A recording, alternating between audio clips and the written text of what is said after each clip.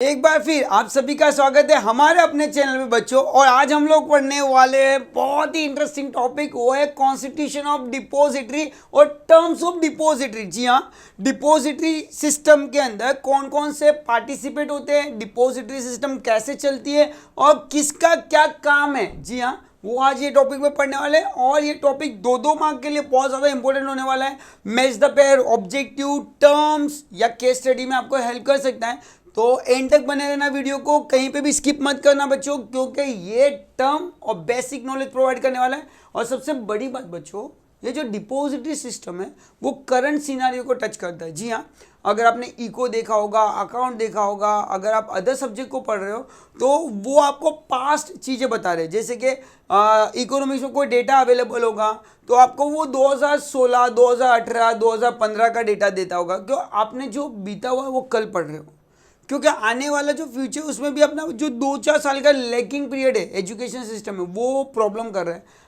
ये जो एसपी का टॉपिक है वो लाइव है।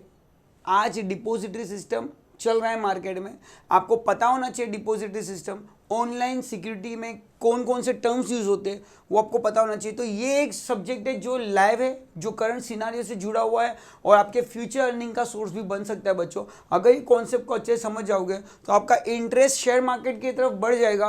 और फ्यूचर तो याद रखना बेटा, शेयर मार्केट ही है। पहले जो 4 या 5 चैप्टर आपने पढ़े वो फिजिकल मोड ऑफ सिक्योरिटी के बारे में पढ़ा था, जो प्रीवियस या मैं बोलूँ जो आज से 10 साल पहले की शेयर मार्केट थी, हर्षद मेहता की टाइम की कहानी थी। आज जो पढ़ रहे हो वो current scenario, modern depository systems, modern share markets, आज का जो शेयर मार्केट है वो पढ़ रहे हो। तो आपको टर्म्स समझ में आना जरूरी है।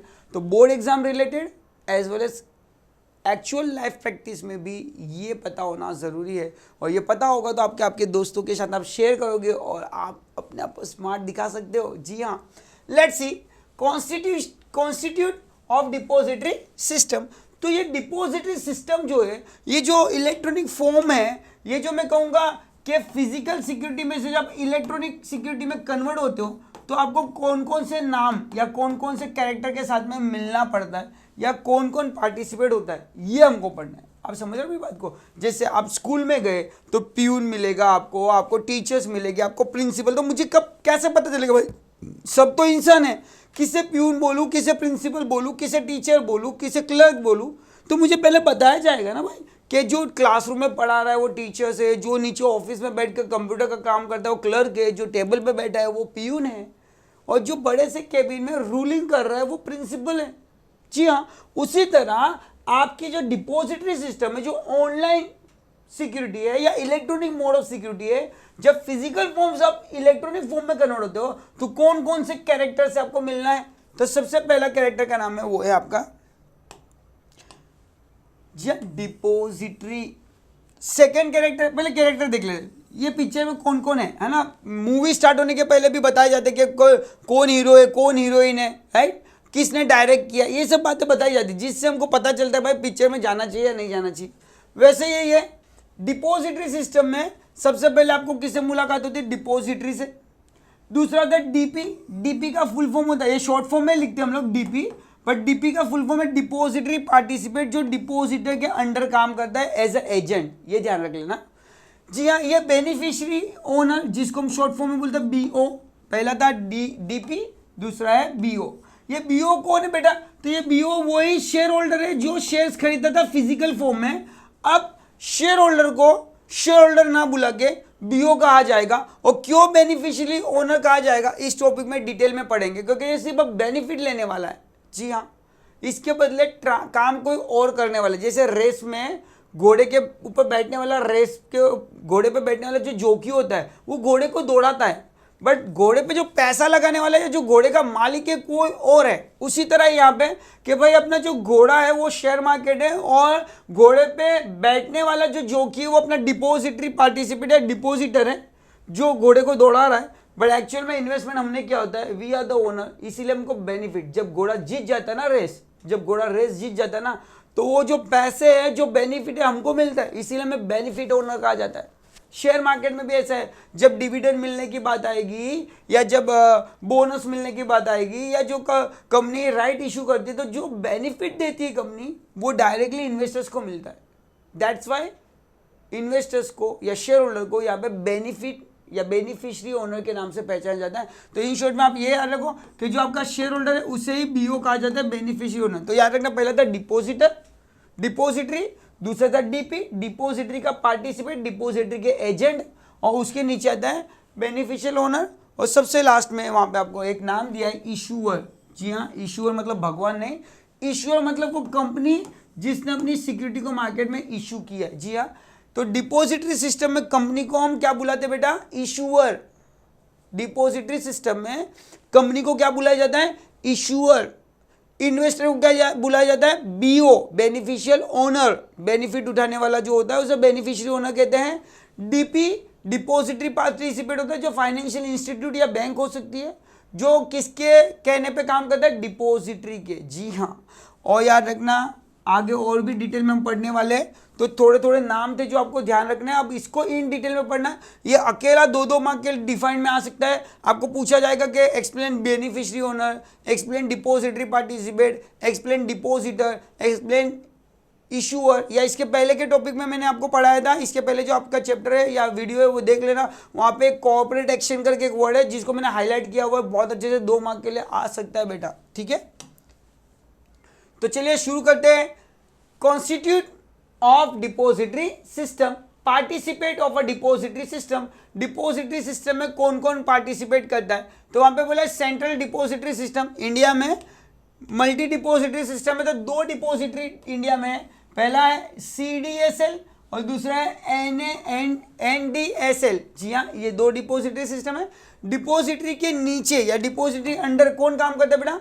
डिपोजिटरी के अंदर काम करता है डिपोजिटरी पार्टिसिपेट। ये याद रखना बेटा।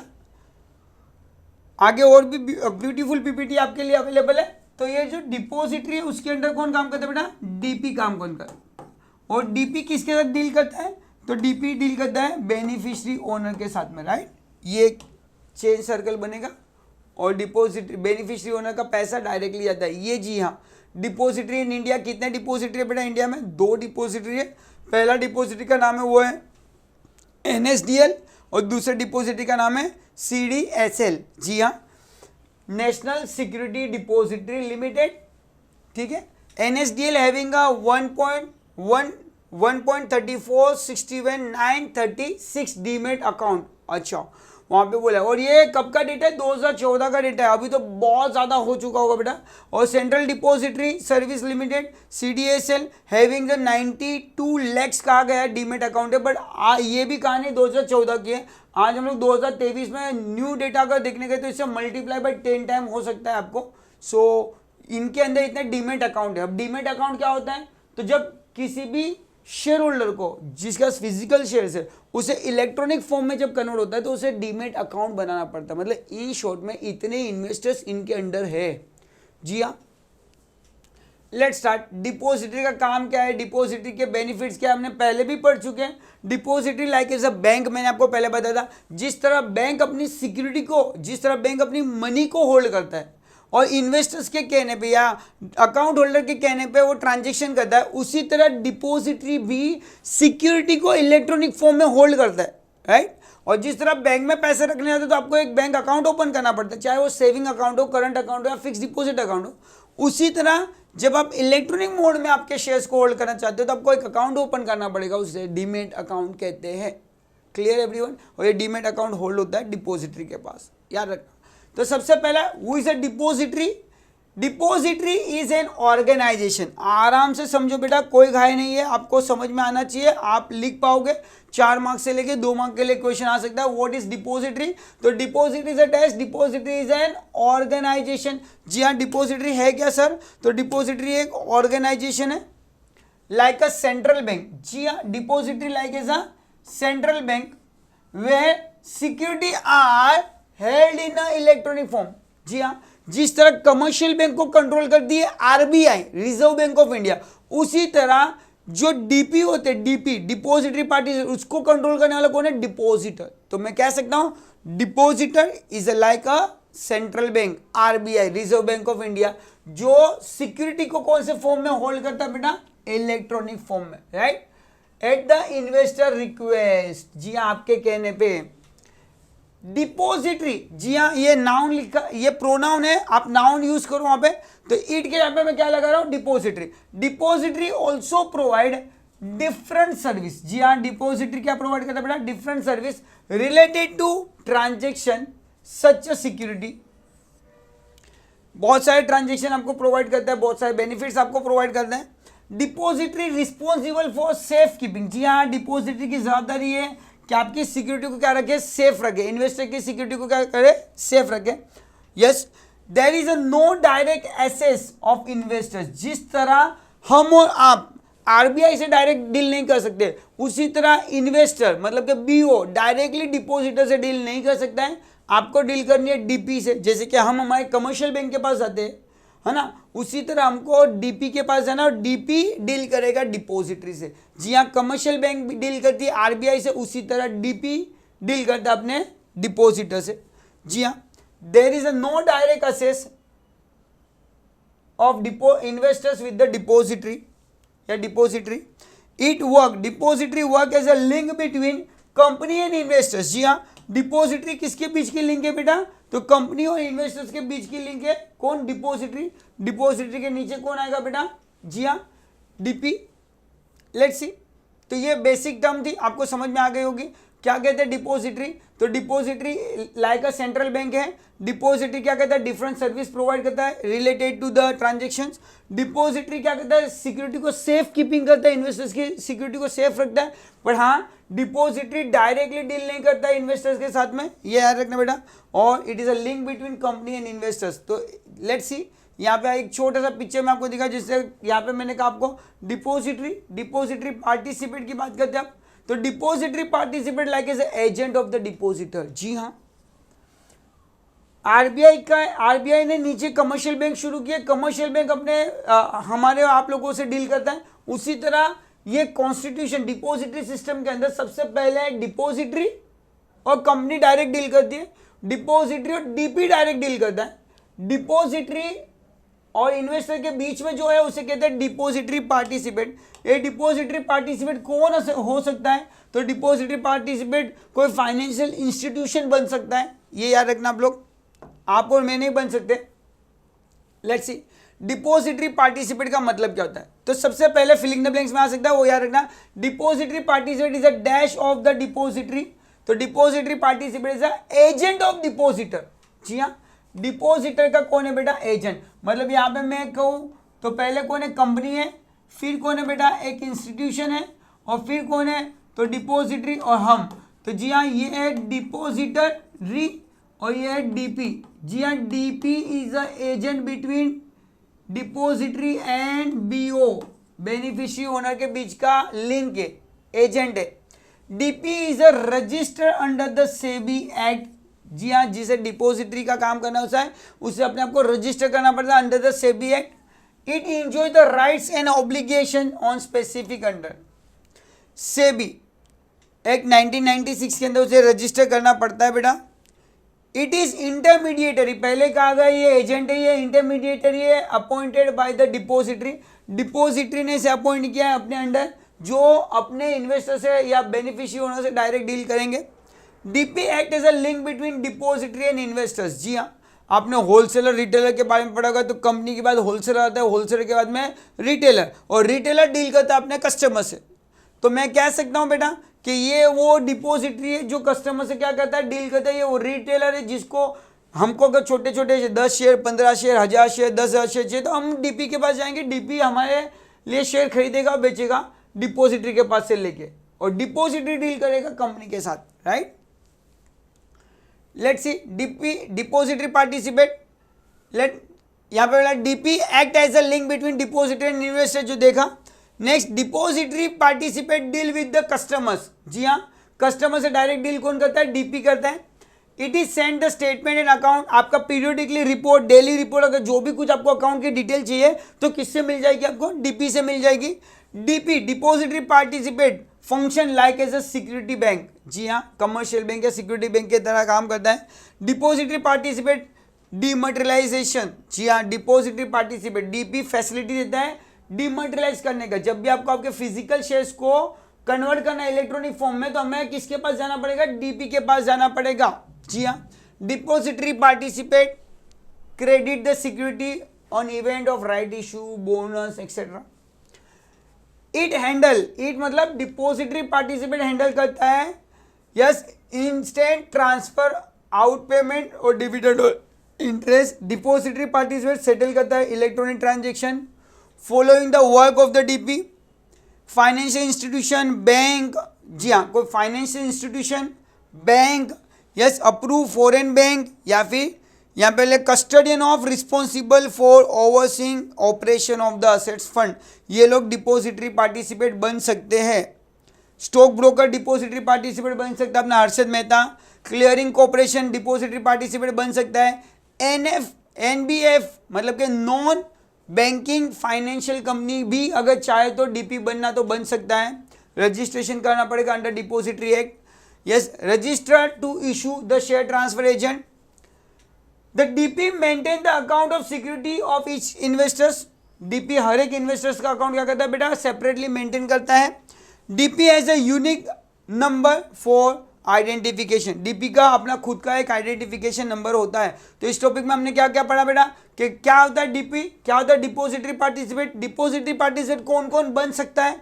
तो जी हाँ, डिपोजिटरी पार्टिसिपेट कौन बन सकता है, डीपी कोई भी फाइनेंशियल इंस्टीट्यूशन बन सकता है, कोई बैंक अगर बनना चाहे तो बन सकता है, फॉरेन बैंक अगर डिपोजिटरी पार्टिसिपेट बनना चाहे तो बन सकता है, कोई स्टॉक ब्रोकर, क्लियरिंग कॉर्पोरेशन, या फिर एनबीएफसी बैंक या नॉन बैंकिंग फाइनेंशियल कंपनी अगर बनना चाहे तो बन सकता है।